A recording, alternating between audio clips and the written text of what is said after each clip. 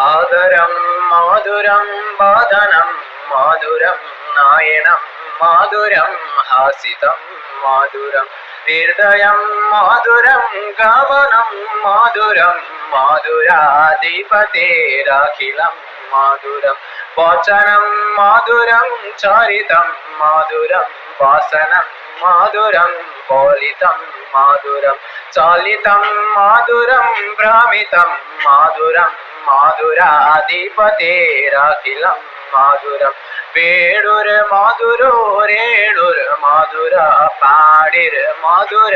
पादौ मधुरौ नित्यं मधुरं सौख्यं मधुरं मधुराधिपतेरखिलं माधुरं गीतं मधुरं पीतं मधुरं भोक्तं मधुरं सूक्तं मधुरं रूपं मधुरं तिलकं मधुरं माधुराधिपतेरखिलं माधुरं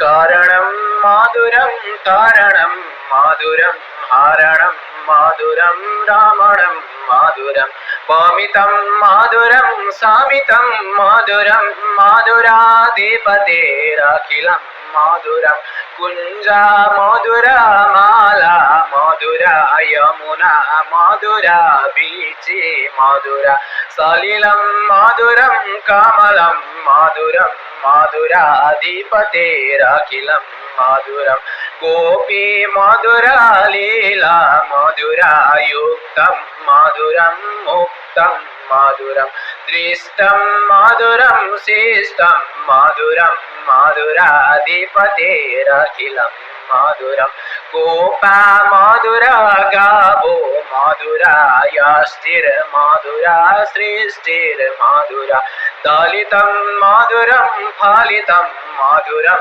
माधुराधिपतेरखिलं माधुरं दलितं मधुरं फलितं मधुरं माधुराधिपतेरखिलं माधुरम्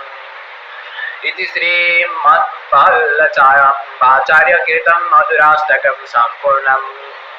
राधे राधे।